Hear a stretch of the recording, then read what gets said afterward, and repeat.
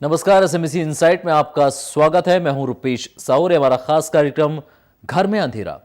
कहते हैं कि जिनके घर शीशे के होते हैं वो दूसरे के घरों पर पत्थर नहीं मारा करते, लेकिन मध्य प्रदेश की राजनीति में कुछ ऐसा ही नजारा देखने को मिल रहा है। कांग्रेस के शासनकाल में जो कुछ भी उपलब्धियां थीं वो जनता भूल चुकी है, और अब जब शिवराज का राज है तो कांग्रेस हमला करने से नहीं चूक रही। लेकिन दोनों ही पार्टियों में क्या अंतर है, हम आपको इस रिपोर्ट के माध्यम से दिखाते हैं।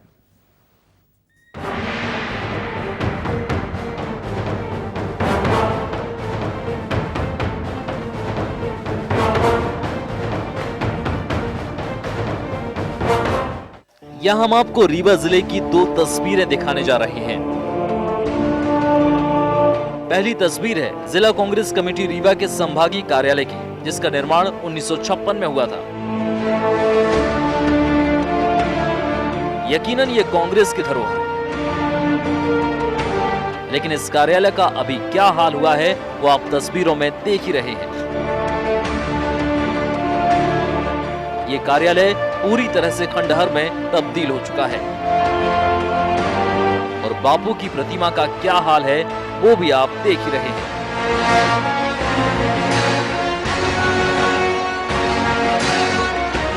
दस साल सत्ता से वनवास काट रही कांग्रेस की ये दुर्गति, उसका कार्यालय अपने आप बखान कर रहा है। अब हम बात करेंगे विकास की। बड़े बड़े दावे करने वाली भारतीय जनता पार्टी, जो कि अपने कार्यालय को किस तरह से बनाया है और विकास का क्या नमूना जनता के सामने पेश किया है, वो भी हम आपको दिखा रहे हैं।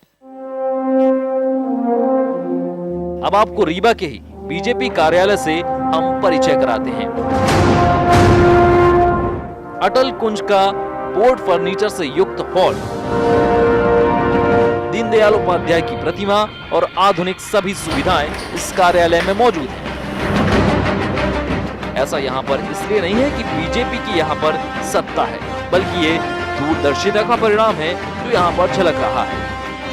मेरे पीछे आप देख रहे हैं भारतीय जनता पार्टी का संभागीय कार्यालय, जो किसी 5 स्टार होटल से कम नहीं है। विकास के बड़े बड़े दावे करने वाली भारतीय जनता पार्टी सरकार, यदि का विकास यदि कहीं पे दिखता है तो विकास का एक नमूना भारतीय जनता पार्टी के संभागीय कार्यालय में दिखता है। प्रदेश में विकास भले ही ना हुआ हो, पर यहाँ विकास की बात की जाए तो पार्टी के संभागीय कार्यालय का विकास जरूर हुआ है। आखिर क्यों है बीजेपी का कार्यालय इतना सुसज्जित? इसके बारे में क्या कहते हैं बीजेपी के नेता, आप खुद ही सुन लीजिए। कांग्रेस पार्टी जब सत्ता में रहती थी तब तक कार्यालय चलते नहीं थे। व्यक्ति आधारित पार्टी है और नेता आधारित।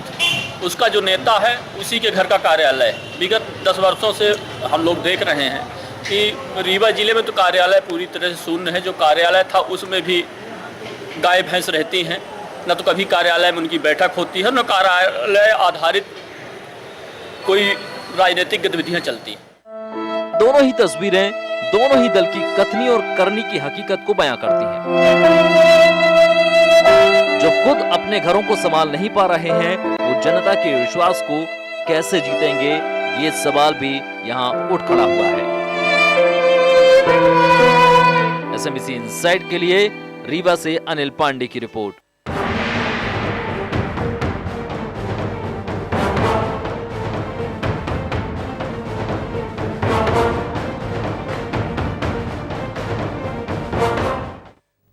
इस खबर पर इस समय हमारे साथ जुड़ रहे हैं रीवा से हमारे संवाददाता अनिल पांडे। अनिल पांडे, बताइए कि इतनी उपेक्षा क्यों कांग्रेस मुख्यालय की? बता दूं, मध्य प्रदेश के निर्माण के साथ ही कांग्रेस मुख्यालय का निर्माण हुआ था, और यहाँ पे कांग्रेस के बहुत बड़े बड़े दिग्गज नेता, चाहे वो स्वर्गीय अर्जुन सिंह रहे हो या विधानसभा अध्यक्ष श्रीनिवास तिवारी रहे हो, ऐसे नेताओं का प्रदेश की और देश की राजनीति में दखल रहा है। लेकिन दुर्भाग्य की ये बात है कि ये कार्यालय हमेशा उपेक्षा का शिकार रहा। ये बहुत ही प्राचीन कार्यालय है, और यहाँ से इस कार्यालय ने बड़े मध्य प्रदेश के लिए बड़े बड़े दिग्गज कांग्रेसी पैदा किए हैं, लेकिन ये कार्यालय उपेक्षित रहा। और सबसे बड़ी बात यह है रुपेश की, जो कांग्रेसी जिसके नाम पे, महात्मा गांधी के नाम पे वोट मांगे जाते हैं, और महात्मा गांधी ही इस कार्यालय के अंदर विलखते नजर आ रहे हैं रुपेश। निश्चित तौर पर जो विजुअल्स आपने भेजे हैं, जो विजुअल्स इस समय हम अपने दर्शकों को दिखा रहे हैं, बहुत ही चौंकाने वाले हैं। क्या मानते हैं आप? कांग्रेस की सरकार पिछले 10 वर्षों से नहीं है, लेकिन केंद्र में कांग्रेस की सरकार है। कभी यहाँ के नेताओं ने नहीं सोचा इस कांग्रेस के मुख्यालय को फिर से नवनिर्माण करने के लिए? यदि कोई कांग्रेसी इस ओर ध्यान देता तो कांग्रेस कार्यालय का निर्माण तो बेहतर ढंग से हो सकता था, क्योंकि यहाँ पे यदि कांग्रेस की नेताओं की बात की जाए तो उन्होंने बहुत बड़े बड़े इमारतें खड़ी करी हैं, शॉपिंग मॉल खड़े किए हैं, बंगले खड़े किए हैं और बहुत सारी ऐसी प्रॉपर्टी बनाई है, लेकिन वो सिर्फ इंडिविजुअल अपने लिए बनाया है, अपने वर्ग के लिए बनाया है, संगठन के लिए ऐसा कभी कुछ नहीं बनाया। अनिल जी ये बताइए कि जो कांग्रेस मुख्यालय इस समय मौजूद है, जो खंडहर में तब्दील हो चुका है, वो प्रॉपर्टी किसकी है? क्या वो राज्य सरकार की प्रॉपर्टी पर बना है या फिर इसे बाकायदा आवंटित किया जा चुका था? क्या ये कांग्रेस की प्रॉपर्टी है? पार्टी कांग्रेस की है और कांग्रेस का बहुत पुराना कार्यालय है, वो बहुत पुराने, अब तो पुराने मोहल्ले में भी है, वो घर में है, सकरी गलियों के बीच में बचा हुआ है, लेकिन वो प्रॉपर्टी अभी भी कांग्रेस की है और वहां पे वो प्रॉपर्टी खंडहर में पूरा कार्यालय तब्दील हो चुका है और किसी भी कांग्रेसी का उस ओर ध्यान नहीं दिया जा रहा है।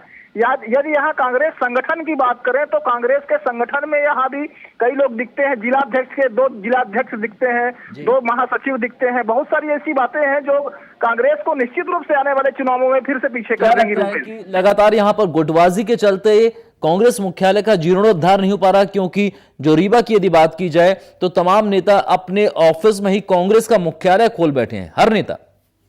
यही बिल्कुल आप बिल्कुल सच कहा रुपेश, क्योंकि हर नेता के यहाँ एक कार्यालय, पार्टी कार्यालय है और जो एक ऐसा कार्यालय जहाँ पे कि कोई भी बेझिझक आ जा सके और संगठन की बातें कर सके और आने वाले रणनीतियों के बारे में बातें कर सके, ऐसा कोई कार्यालय इनके पास है नहीं।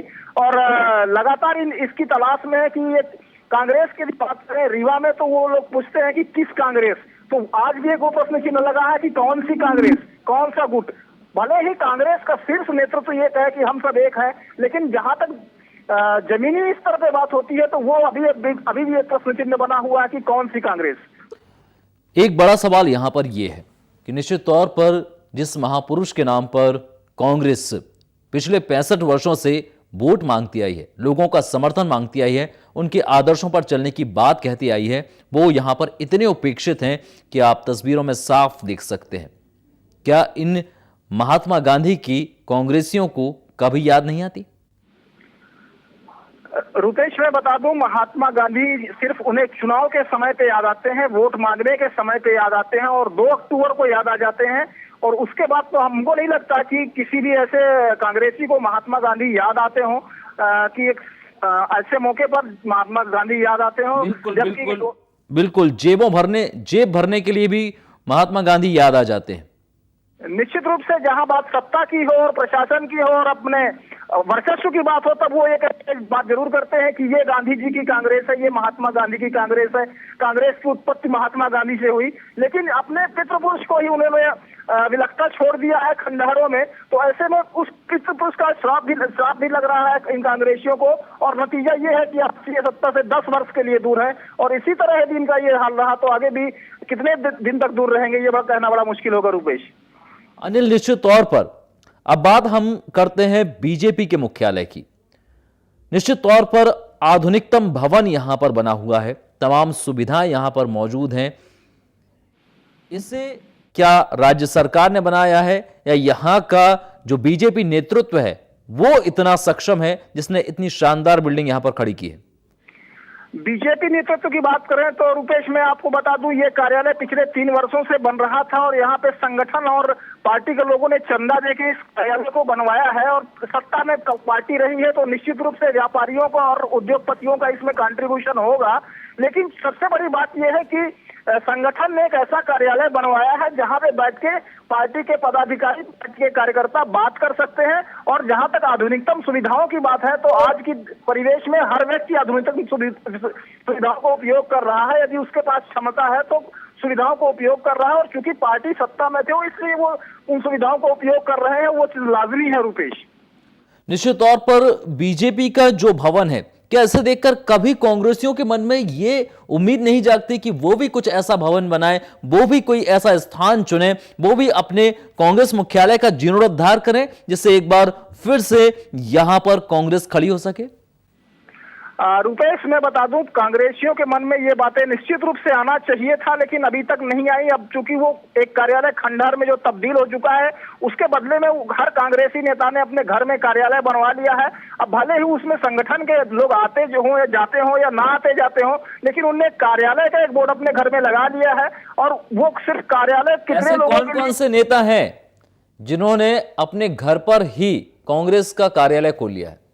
बहुत सारे ऐसे नेता है रुपेश। मैं बात करूं यदि तो विधानसभा अध्यक्ष जी के घर में खुद का उनका कार्यालय है, और वहां पे मैं बात करूं तो कांग्रेस के वहां मंत्री हैं अजीत जान जी के यहाँ भी कार्यालय है, और करीब करीब हर नेता के घर में कांग्रेस का कार्यालय तो है ही, और वो कार्यालय वो संचालित करते हैं। कोई ऐसा कार्यालय जरूर नहीं है जहां पे सारे कांग्रेसी एकत्र हो रहे हों। रुपेश जी जी जी, कोई तटस्थ कार्यालय इस समय यहां पर मौजूद नहीं है। हमारे साथ जुड़ने के लिए तमाम जानकारी के लिए अनिल पांडे जी आपको बहुत धन्यवाद। इस समय न्यूज रूम से हमारे साथ जुड़ रहे हैं हमारे सहयोगी नकुल चतुर्वेदी।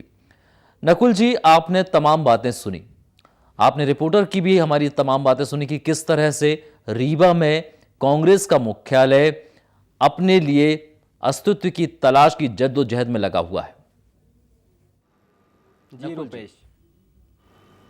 जी रुपेश बताना चाहूँगा जी रुपेश बताना चाहूँ जी बोलिए नकुल जी। जी रुपेश बताना चाहूँगा कि ये स्थिति सिर्फ रीवा की नहीं है, इंदौर में भी कमोवेश यही स्थिति देखने को मिल रही है। ये जो स्थिति यहाँ पर बनाई गई है कांग्रेस कार्यालय की, सबसे बड़ी बात मैंने सुना कि अभी ये जो कार्यालय है कोई प्रॉपर कार्यालय कहीं नहीं बनाया हुआ है कांग्रेस का, सभी ने अपने घरों में कार्यालय बनाए हुए हैं।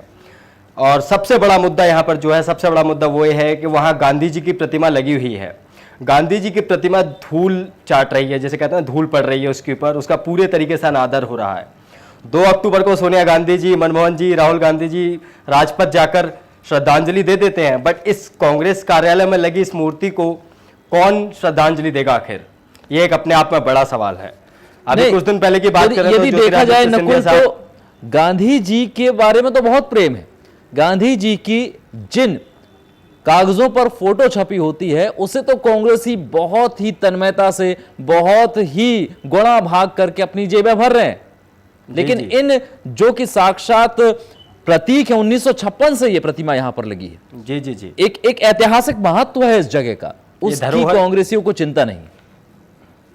जी धरोहर बताई जाती है। इसका निर्माण 1956 में हुआ था और पिछले 10 सालों से ये इसका अनादर किया जा रहा है खुले तौर पर।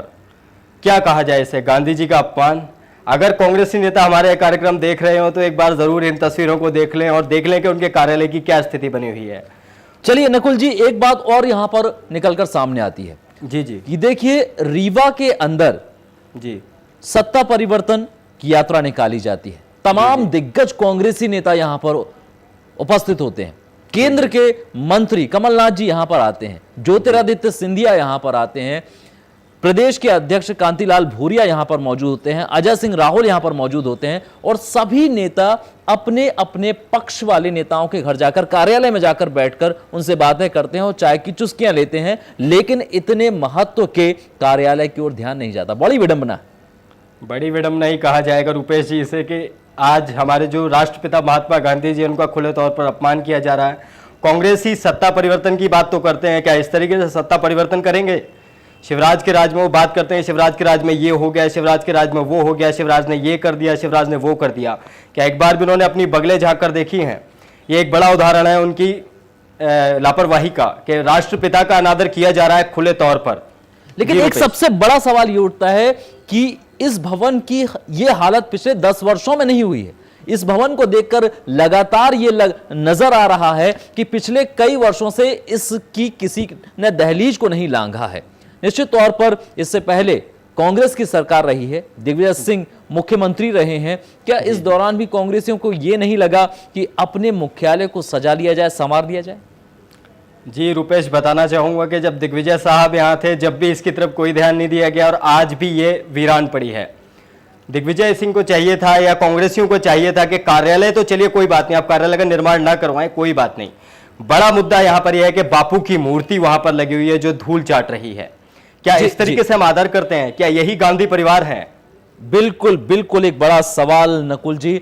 लेकिन इस समय हमारे साथ जुड़ गए हैं जनार्दन मिश्रा, जो कि बीजेपी के नेता हैं। हम आपसे जानना चाहेंगे कि इस सब के लिए आखिर कांग्रेस किस तरह से जिम्मेदार है। जनार्दन मिश्रा जी, बहुत स्वागत है आपका सेमिसी इनसाइट पर। जनार्दन जी, कांग्रेस मुख्यालय में कांग्रेसी नेता अपने मुख्यालय को सजाते हैं, संवारते हैं या नहीं संवारते हैं, यह आपकी पार्टी का प्रश्न नहीं हो सकता, लेकिन यहां पर एक महापुरुष जिसके नाम पर हमेशा से कांग्रेस वोट मांगती आई है, उनकी उपेक्षा यहां पर हो रही है, उनको कोई देखने वाला यहां पर मौजूद नहीं है। ऐसा सवाल इसका नहीं है, सवाल ये विश्वास का सवाल है।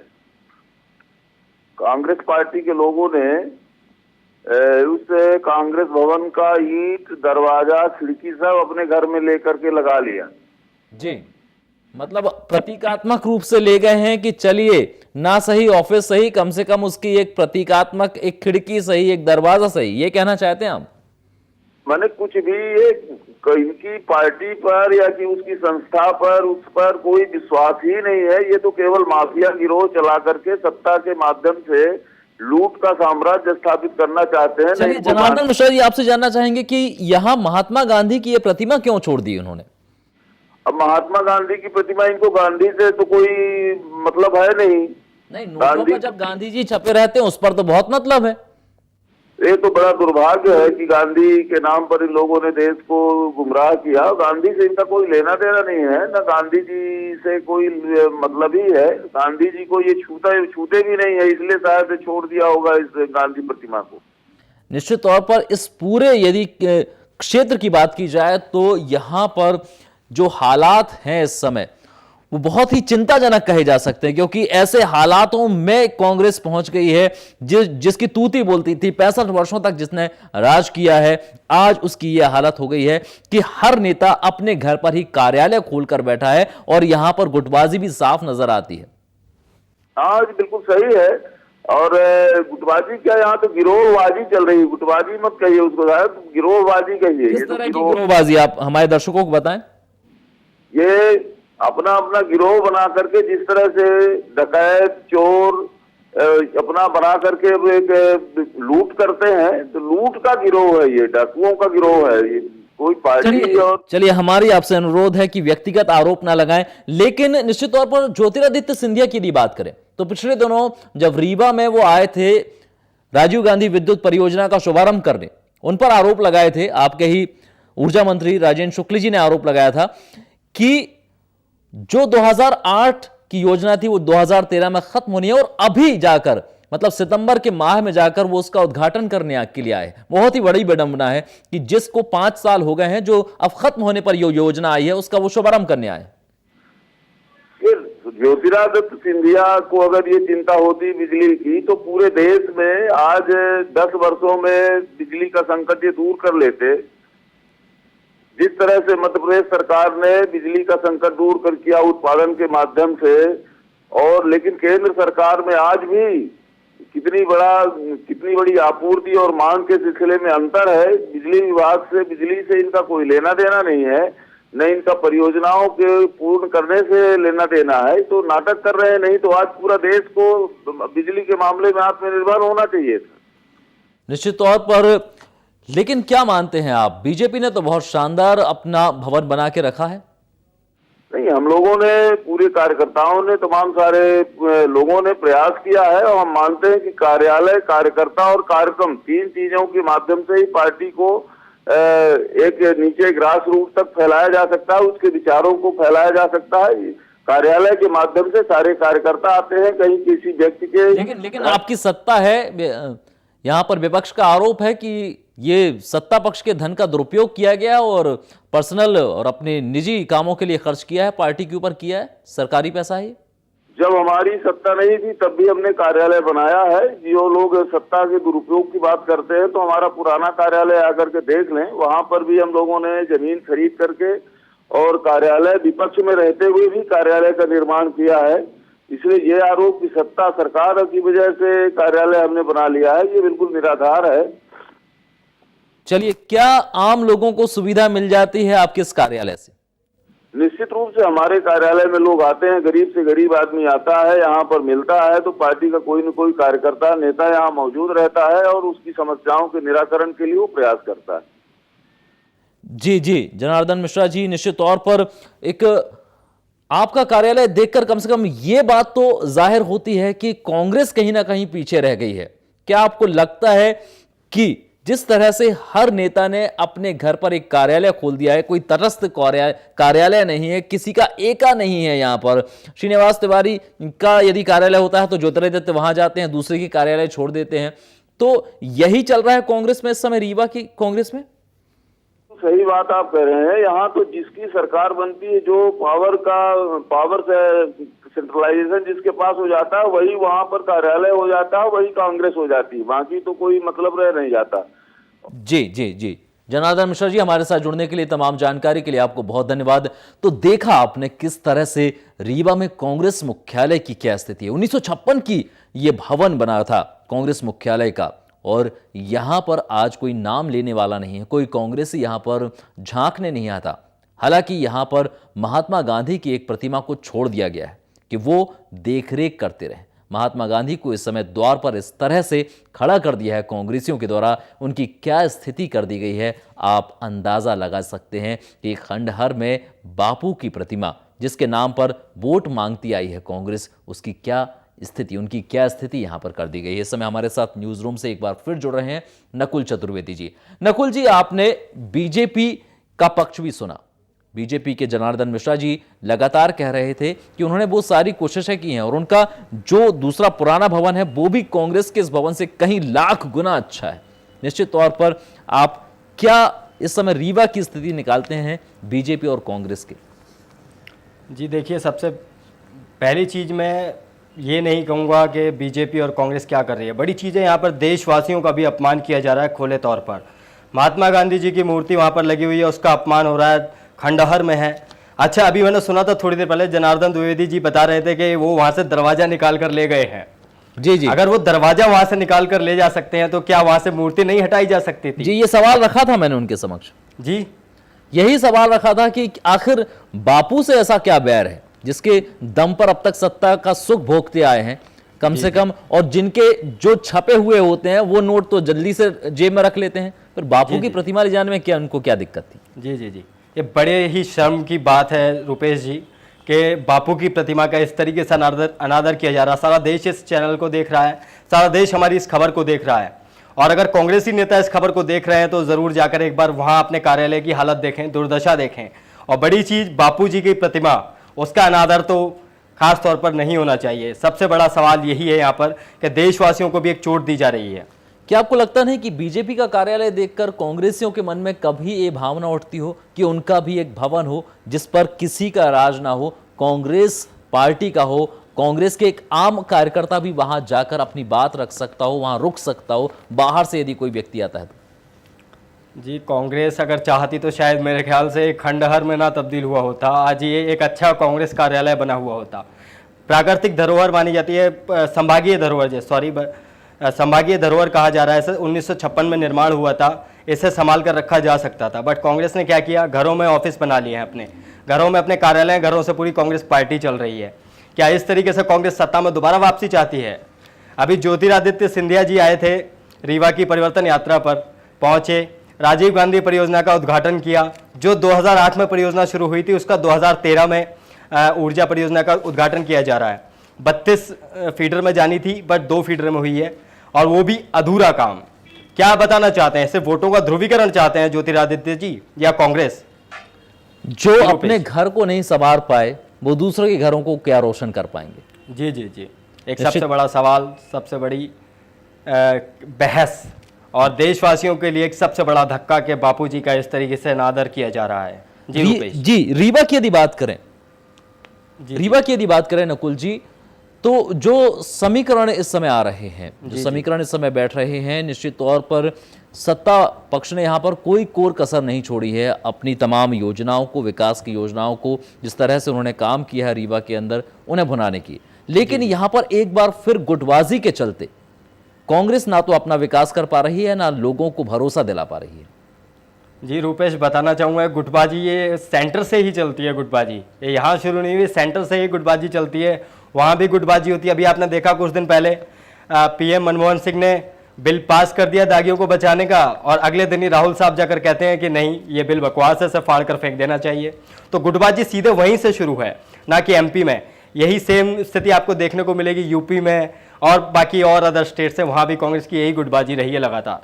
दिग्विजय जी लगातार अपने बेतुके बयानों को लेकर विवादों में रहते हैं जी और यहाँ पर आप बापूजी की प्रतिमा का नारा खास तौर पर देख सकते हैं। साफ तौर पर देखा जा रहा है कि एक बहुत बड़ा धक्का है देशवासियों के लिए कि हमारे राष्ट्रपिता का इतनी बुरी तरीके से अनादर किया गया है। मैं चाहूंगा जी नकुल जी, इस समय हमारे साथ कांग्रेस के वरिष्ठ नेता सुंदरलाल तिवारी रीवा से जुड़ गए। हम आपसे बात करते हैं।